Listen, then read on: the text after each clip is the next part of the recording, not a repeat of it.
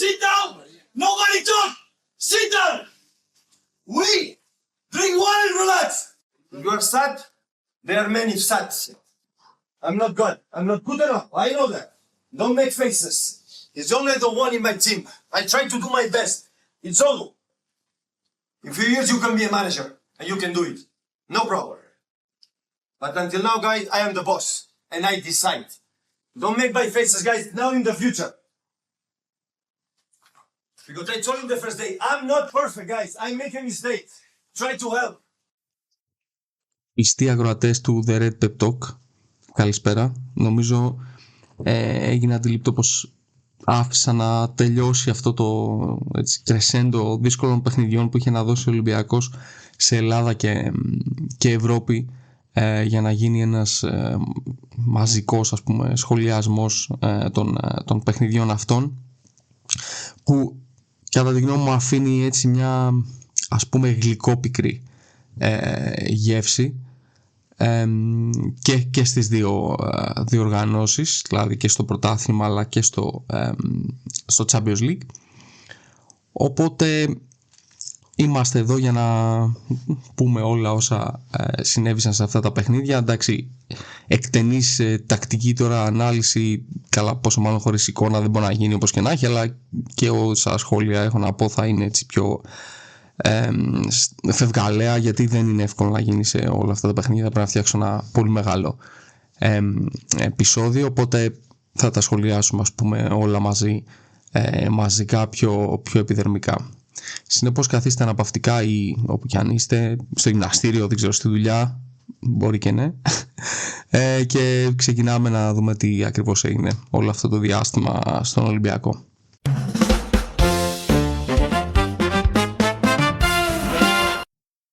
Αρχικά, πολύ σύντομα ξεκινάμε από το παιχνίδι με το Λεβαδιακό, όπου είδαμε έναν Ολυμπιακό ο οποίος στη συνολική εικόνα του παιχνιδιού παρουσίασε το γνωστό του πρόβλημα, αυτό δηλαδή που έχει να κάνει με το πώς θα διασπάσει τις κλειστές άμυνες, το οποίο έχω αναλύσει αρκετά νομίζω στο προηγούμενο επεισόδιο, με αφορμή το ντέρμπι με τον Παναθηναϊκό, με τίτλο Mendilibar και Low Blocks, χαμηλά μπλοκ άμυνας δηλαδή, οπότε δεν θέλω να σταθώ πάρα πολύ σε αυτό το πράγμα. Παρ' όλα αυτά, ναι, είδαμε μια ομάδα η οποία, όταν ειδικά ο Λεβαδιακός έμεινε με 10 παίκτες, να δυσκολεύεται ακόμα περισσότερο, και αυτό μοιάζει οξύμορο, αλλά αν το σκεφτεί κανείς δεν είναι ακριβώς έτσι τα πράγματα, γιατί ο Ολυμπιακός είναι μια ομάδα η οποία ο τρόπος παιχνιδιού της δεν ευνοεί το να μπορεί να εκμεταλλευτεί το ότι έχει έναν παίκτη παραπάνω, και το είδαμε αυτό και στο παιχνίδι με την Πάφο. Γιατί όμως γίνεται αυτό? Γιατί συνήθως ο τρόπος μάλλον παιχνιδιού, ο οποίος σε βοηθάει το να εκμεταλλευτείς αυτό το αριθμητικό πλεονέκτημα, επιτάσσει ότι θα βάλεις την μπάλα κάτω, θα τη γυρίζεις και με υπομονή θα ψάξεις, αφού δημιουργήσεις μια υπεραριθμία, ας πούμε, στη μια πλευρά, να χτυπήσεις την άλλη, όπου ο αντίπαλος θα έχει και ένα παίχτη λιγότερο. Άρα πρέπει εσύ να μπορέσεις να εκθέσεις τον αντίπαλο σου και να δείξεις, να φανεί μες στο γήπεδο ότι έχει ένα παίχτη λιγότερο. Αν επιδίδεσαι σε συνεχόμενα γεμίσματα, δεν θα το καταφέρεις αυτό, και θα έχει ο αντίπαλος σου κατά πάσα πιθανότητα έναν εύκολο τρόπο να διώχνει τις μπάλες και να μην τον απειλήσει, ακόμα και αν μείνει με 10 παίκτες. Οπότε στα δικά μου μάτια, όσο οξύμορο και να ακούγεται στο παιχνίδι με το Λεβαδιακό, όπως και στο παιχνίδι με την Πάφο, η αποβολή μόνο κακό έκανε στην ομάδα. Ξέρω πως κάποιος μπορεί να μην τους πείθει αυτό, αλλά αν το σκεφτείτε και δείτε και τον τρόπο με τον οποίο παίζει ο Ολυμπιακός, νομίζω θα συμφωνήσετε. Φυσικά αυτό δεν σημαίνει ότι δεν θα μπορούσε με μια σέντρα ή μια ατομική ενέργεια ή το σου του Λουίζε εκεί που βρήκε στο δοκάρι να μπει και να γίνει γκολ. Προφανώς και θα μπορούσε να συμβεί, αλλά ακριβώς επειδή δεν υπάρχει ένας σταθερός τρόπος να το κάνεις αυτό, να δημιουργήσεις ευκαιρίες, που ξαναλέω με την μπάλα κάτω, ο Ολυμπιακός θα το αντιμετωπίζει αυτό το ζήτημα, ειδικά όταν ο αντίπαλος μένει με 10 παίκτες, γιατί πολλές φορές όταν μένεις με παίκτη λιγότερο αναγκάζεσαι να αμυνθείς καλύτερα. Οι παίκτες είναι σαν κατά κάποιο τρόπο να μπαίνουν ακόμα περισσότερο στο παιχνίδι, να παίζουν με μεγαλύτερη αυταπάρνηση, είναι όλοι πιο προσεκτικοί, όλοι πιο alert, ας πούμε, οπότε το κάνει ακόμα δυσκολότερο αν είσαι μια ομάδα η οποία δεν έχει αυτές τις σταθερές, όσον αφορά τα επιθετικά της μοτίβα, την κυκλοφορία της μπάλας, να τη γυρίζεις και να επιτίθεσαι, ούτως ώστε να εκθέσεις τον αντίπαλο σου. Άρα λοιπόν είδαμε αυτό το ζήτημα στο παιχνίδι με το Λιβαδιακό για μια ακόμη φορά. Γενικά, εκεί λίγο που θα ήθελα να ανασταθώ, νομίζω ήταν το πρώτο παιχνίδι που είδαμε τον Αντρέ Λουίζ. Σε εκείνο το παιχνίδι μου έδειξε περισσότερο την τάση να πατάει περιοχή και να προσπαθεί να εκτελέσει, ενώ ο Ροντινέι έπαιρνε κυρίως όλη την πλευρά αυτός. Εντάξει, είναι και αναμενόμενο αυτό, ούτως ώστε να βγάζει αυτός τις έντρες. Το έψαχνε γενικά. Φάνηκε δηλαδή από εκείνο το παιχνίδι ότι ψάχνεται και θέλει να σκοράρει και θέλει να βοηθήσει. Δεν τα κατάφερε, είχε την πολύ μεγάλη ευκαιρία, όπως είπαμε και πριν, εκεί στο κόρνερ με το δοκάρι, και ναι, δυστυχώς και για τον ίδιο, αλλά πρωτίστως για την ομάδα, δεν ευτύχησε να σκοράρει και να φύγει ο Ολυμπιακός με τους 3 βαθμούς. Νομίζω αυτά τα πολύ πολύ λίγα για τον Λεβαδιακό. Εξάλλου έχουν συμβεί πιο σημαντικά στην πορεία. Επομένως, ναι, μετά έρχεται το παιχνίδι, ή μάλλον τα παιχνίδια που θα σταθούμε περισσότερο, αυτά του Champions League με την Bayer Leverkusen. Εδώ τώρα έχουμε το εξής. Ο Μεντιλίμπαρ επιλέγει να κατέβει με ένα 4-4-2 που, για να είμαι ειλικρινής, στα δικά μου μάτια δεν είναι ακριβώς 4-4-2. Το έχουμε εμείς βαφτίσει 4-4-2, γιατί ο Ταρέμ είναι σεντερφόρ. Αλλά αν δει κανείς τον Ταρέμ στο γήπεδο, θα δει ότι ουσιαστικά παίζει πίσω από τον Ελκαμπή.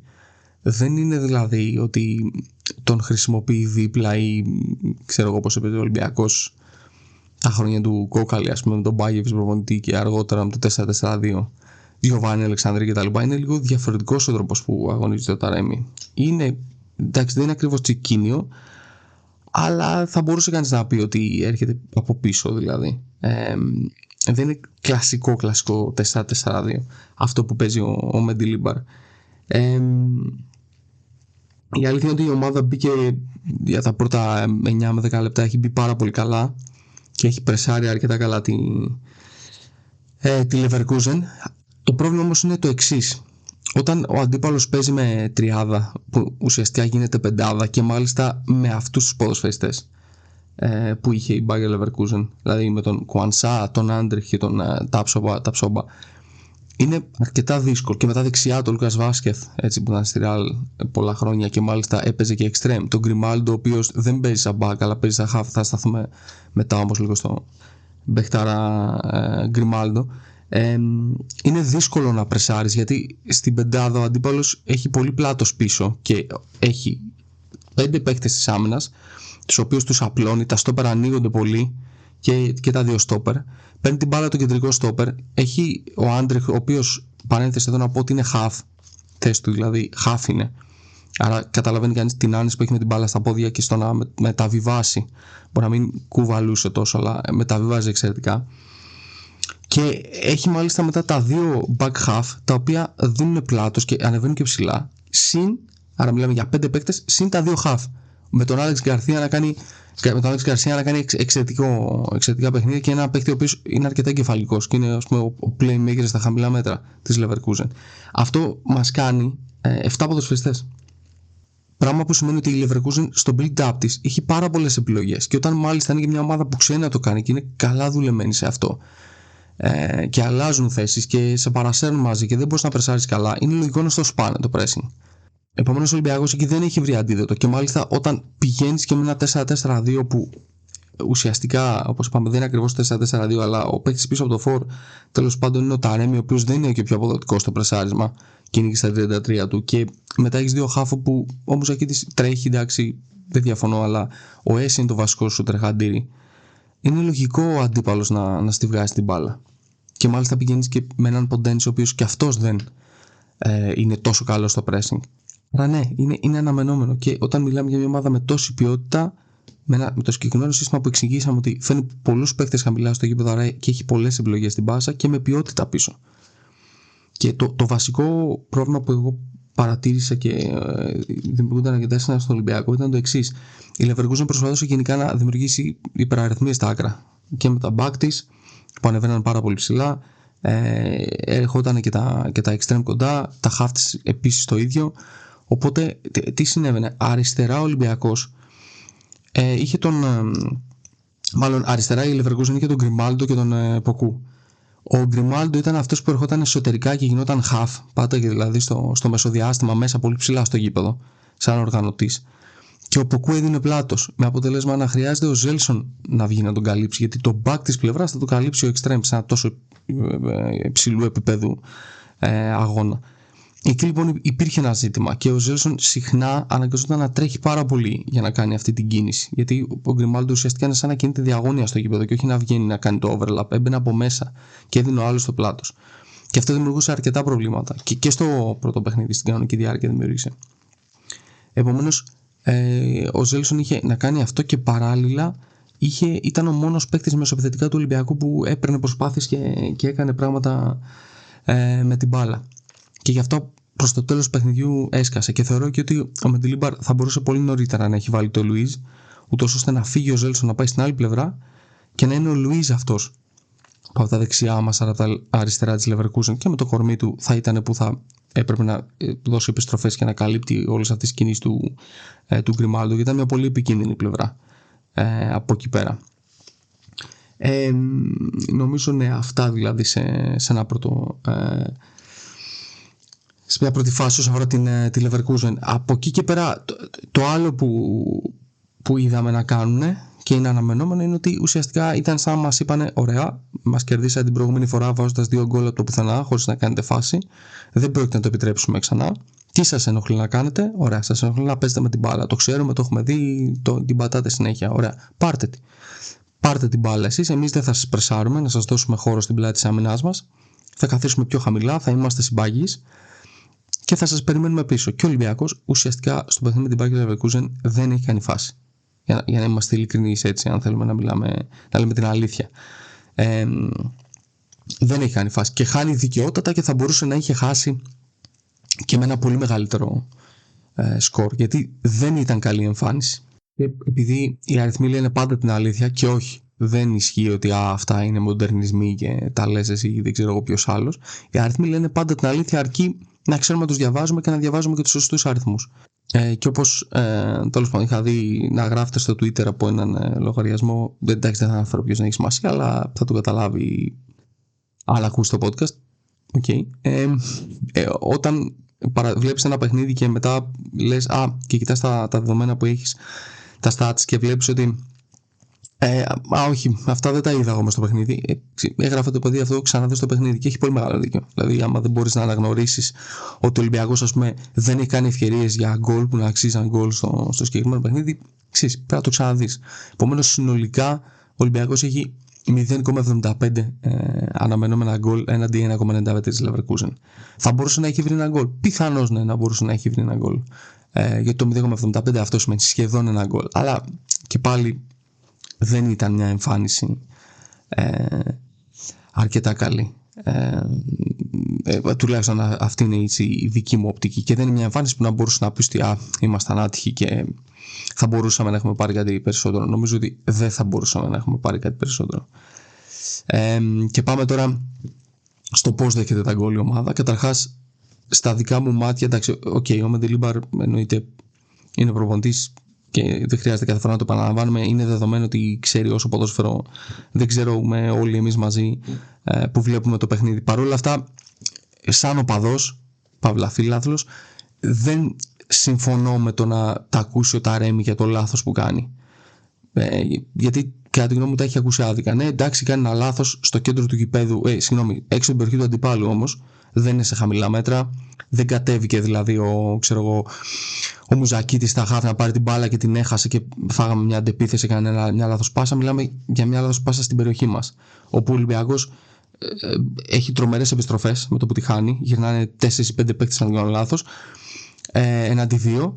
Και εκεί μετά ο Μπιανκόν κάνει μια τελείως αψυχολογητή αντίδραση, γυρνάει εντελώς λάθος και του φεύγει ο Σίκο, ο οποίος έχει τρομερή ποιότητα και σκοράρει. Άρα δεν μπορούμε να κατηγορήσουμε τον Ταρέμι εκεί. Και το γεγονός ότι ο Μεντιλίμπαρ του τη λέει και φωνάζει, ας πούμε, στον παίκτη του, φανερώνει αυτό που έχω ξανασχολιάσει στο προηγούμενο podcast, ότι ο Μεντιλίμπαρ δεν θέλει την μπάλα εκεί. Δεν θέλει ο Ολυμπιακός να παίζει από τον άξονα.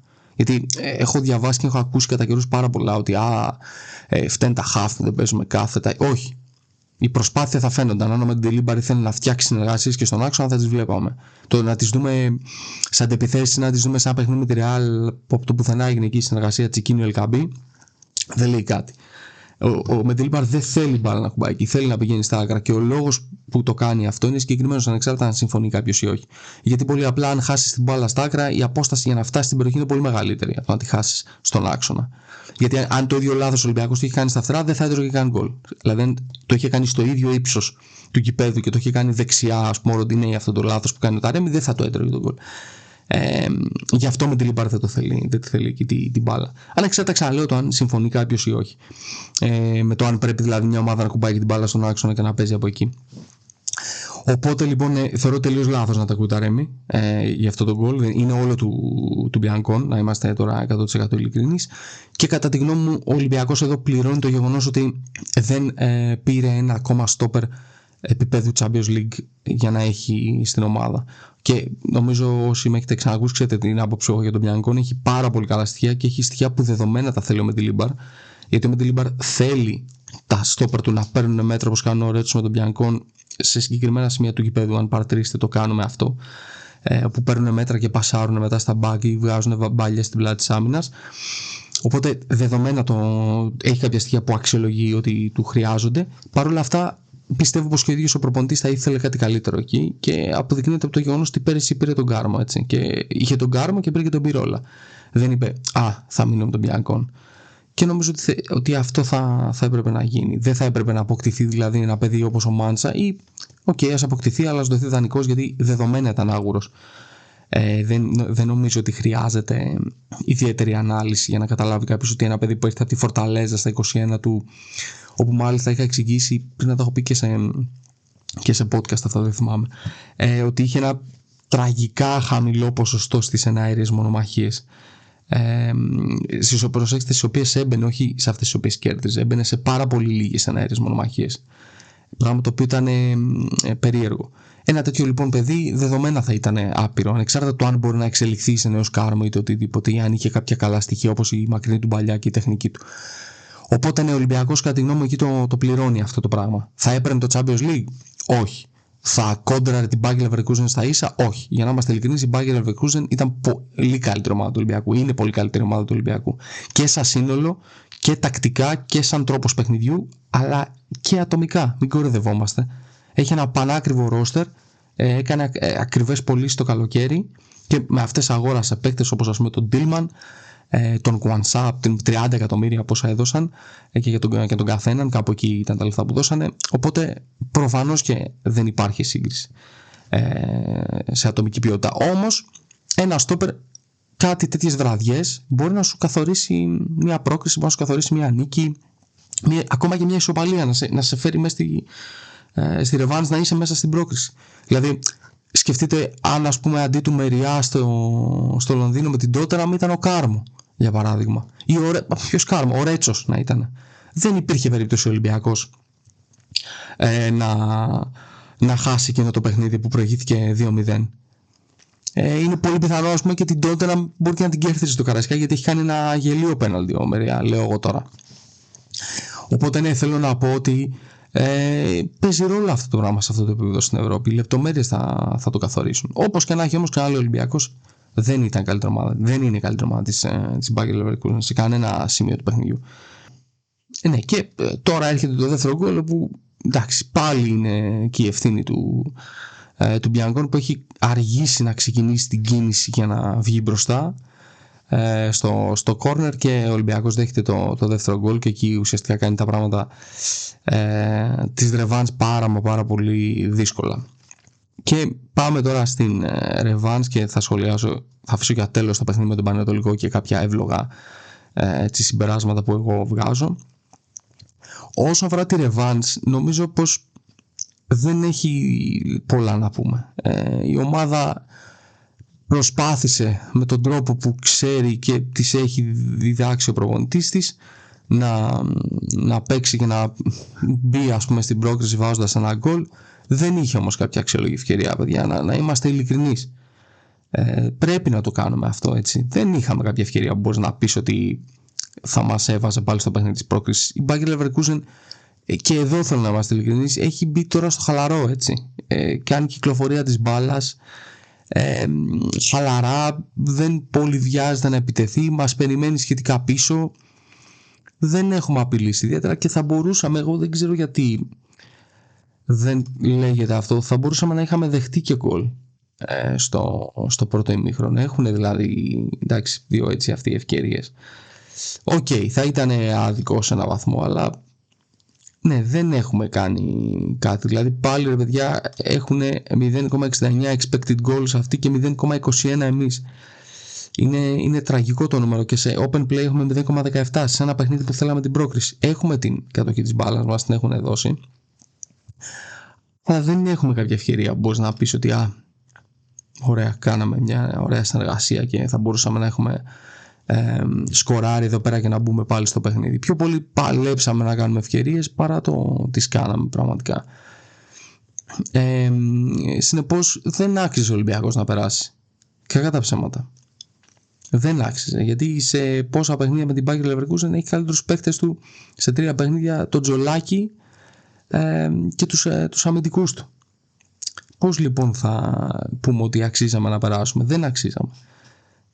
Και κάτι που εδώ θέλω να πω είναι το εξής. Δεν τα λέω όλα αυτά για να κατηγορήσω την ομάδα. Απλώς ακριβώς επειδή έχω υψηλές απαιτήσεις από τον Ολυμπιακό, γιατί σέβομαι την ομάδα.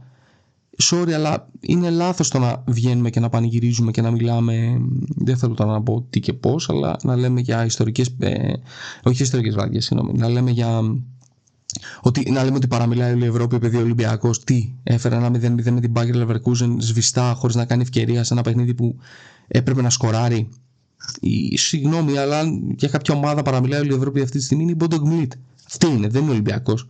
Δηλαδή, αν τώρα λέμε ότι παραμιλάει η Ευρώπη που αποκλειστήκαμε από την Bayer Leverkusen έτσι όπως αποκλειστήκαμε, αν κάναμε ό,τι έκανε η Bodø, τι θα κάναμε δηλαδή, τι θα λέγαμε?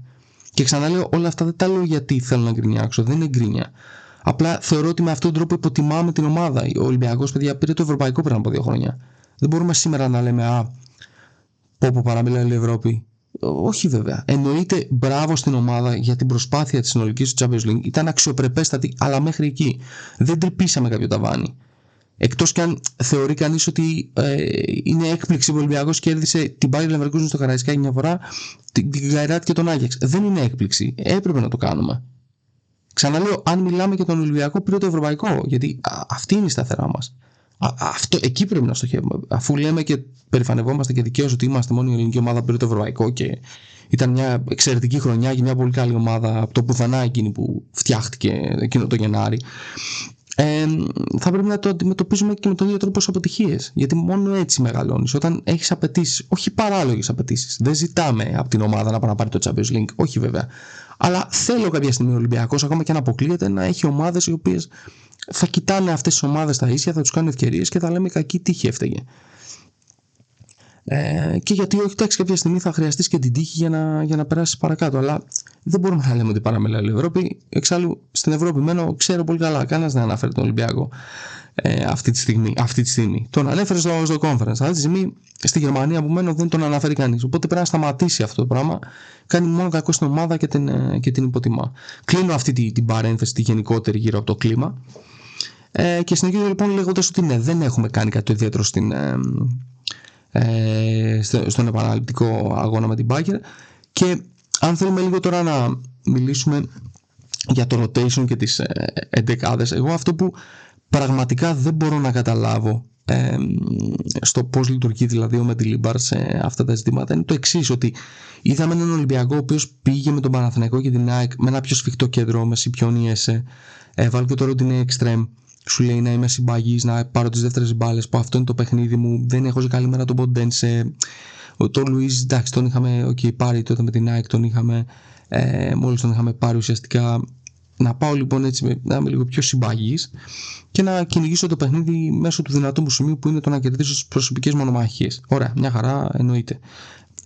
Αλλά αυτές οι δύο ομάδες ήταν δεδομένο ότι του Ολυμπιακού θα του δώσουν την μπάλα και θα κλειστούν. Και ο Μπενίτεθ το κάνει αυτό, το είδαμε το κάνει και σε άλλα παιχνίδια, και ο Νίκολης το κάνει. Δεν μπορώ λοιπόν να καταλάβω πώς γίνεται ο Ολυμπιακός να κατεβαίνει με αυτή την εντεκάδα σε αυτά τα παιχνίδια. Αλλά παράλληλα με την Bayer Leverkusen που χρειαζόσουν τα τρεξίματα πιο πολύ από ποτέ, που χρειαζόσουν τις δυνάμεις των παικτών σου, γιατί όταν σου σπάνε το pressing και εσύ είσαι ψηλά, χρειάζεσαι το τρέξιμο να γυρίσεις για να βρεθείς στη σωστή θέση, για να μην φας σε εισαγωγικά μια αντεπίθεση σε δεύτερο χρόνο. Και εκεί απαιτεί μεγάλη ενέργεια, πολλή ενέργεια όλο αυτό το πράγμα. Επομένως, εκεί που περίμενες να έχεις αυτές τις εντεκάδες, είδαμε κάτι τελείως διαφορετικό. Αυτό μου κάνει λίγο εντύπωση. Και είδαμε ένα 4-4-2 το οποίο δεν βγήκε σε κανένα σημείο του παιχνιδιού στο Καραϊσκάκι. Αντίστοιχα, στο δεύτερο παιχνίδι, ενώ ο Μεντιλίμπαρ καταλαβαίνει τι πάει να κάνει, σου λέει να ελέγξω το ρυθμό, να μην φάω γκολ, να κυκλοφορήσω λίγο καλύτερα την μπάλα, να τρέξω, ενώ στον επαγγελματικό με τη Leverkusen. Μετά η ομάδα, ενώ έψαχνε γκολ, έκλεισε το παιχνίδι της με 3 αμυντικά χαφ.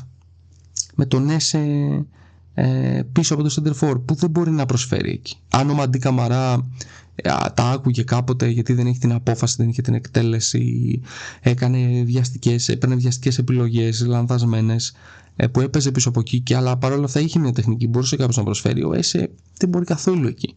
Μόνο να τρέξει μπορεί. Δεν δικαιολογείται λοιπόν να μην χρησιμοποιηθεί ο Νασιμένто, το οποίο έχει κάνει ένα πολύ καλό παιχνίδι με τον Πανετολικό στο Καραϊσκάκι. Ούτε το να βγει ο Τσικίνιο στα δύο μάτια δικαιολογείται ιδιαίτερα σε εκείνη τη στιγμή, από τη στιγμή που δεν μπήκε και ο Νασιμέντο.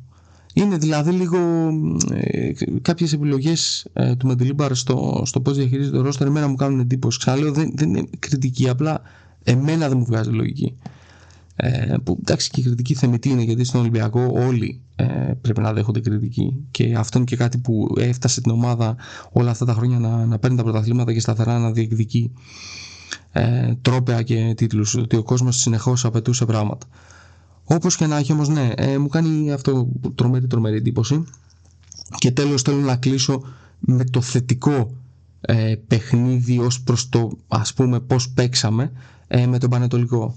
Νομίζω ότι το συγκεκριμένο παιχνίδι έδειξε πλήρως πως στο ελληνικό πρωτάθλημα τουλάχιστον αυτό το οποίο χρειάζεσαι και πρέπει να κάνεις είναι να βάλεις την μπάλα κάτω, να την κυκλοφορείς και να προσπαθήσεις με ένα ποδόσφαιρο κυρίως συνεργασιών να βρεις ευκαιρίες και να σκοράρεις.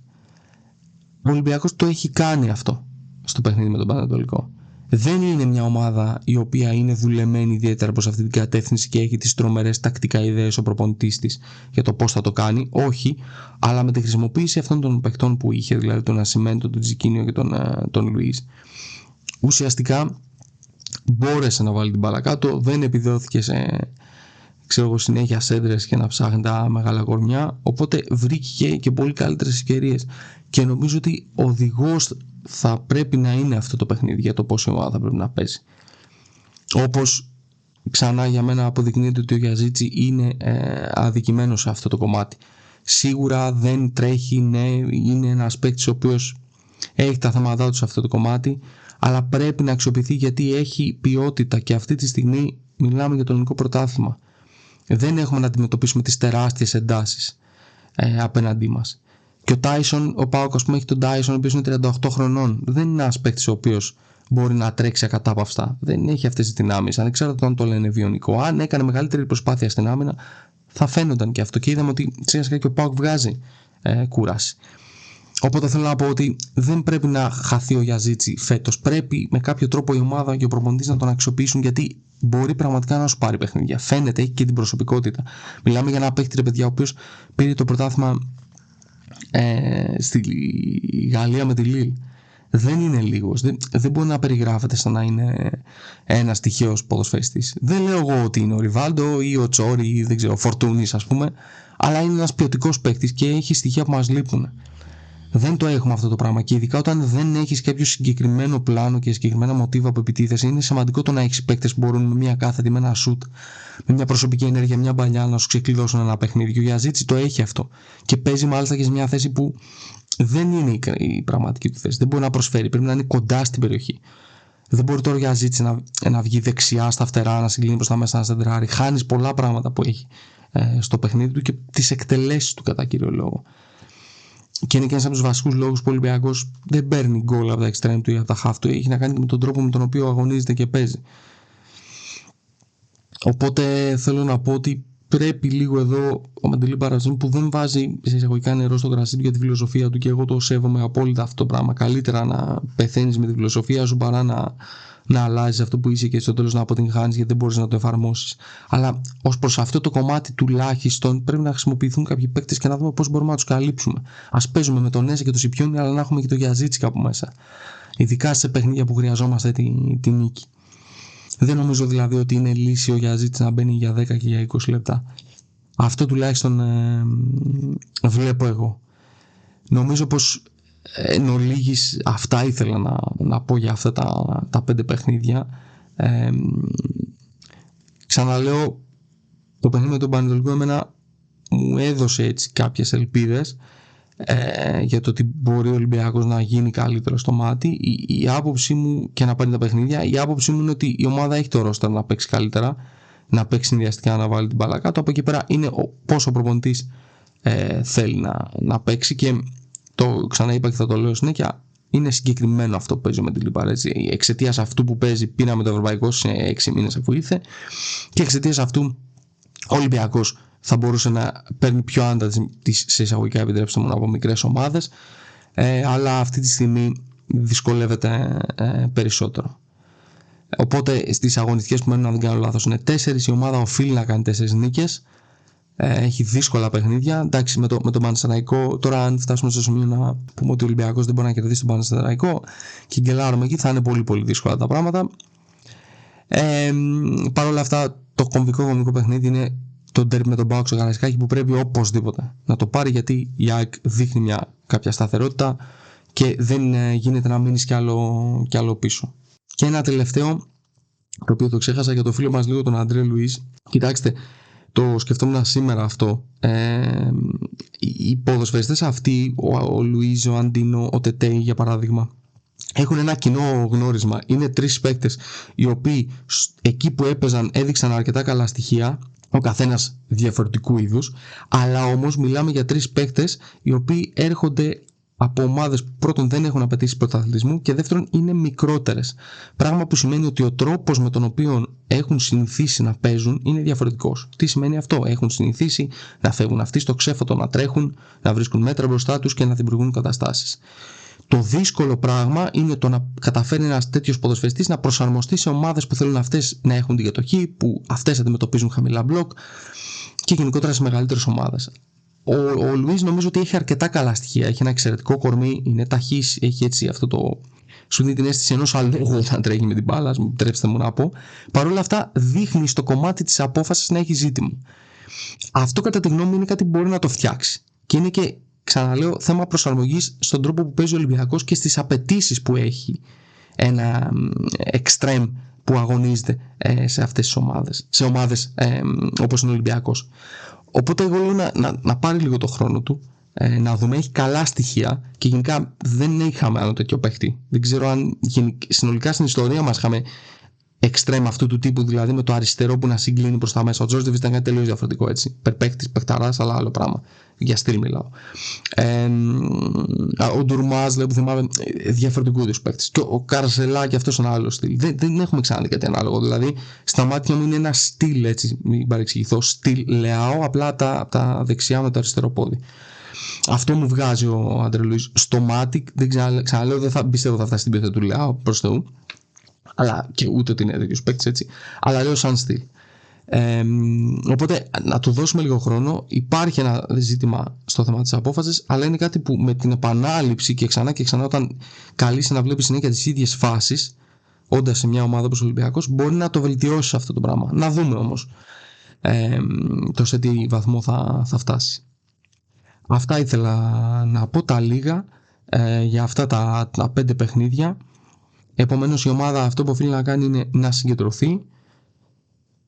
Έχουμε μια δύσκολη συνέχεια μπροστά μας με τα 4 υπολοιπόμενα παιχνίδια και τα play-off, και ευχόμαστε στο τέλος ο Ολυμπιακός να πάρει το πρωτάθλημα, και εδώ είμαστε το καλοκαίρι να συζητάμε για το αγαπημένο σπόρο των οπαδών Παύλα Φιλάθλων, τις μεταγραφές και το τι κάναμε σωστά και τι κάναμε λάθος το περασμένο καλοκαίρι, όπου θα γίνει και ο απολογισμός της χρονιάς στο τέλος.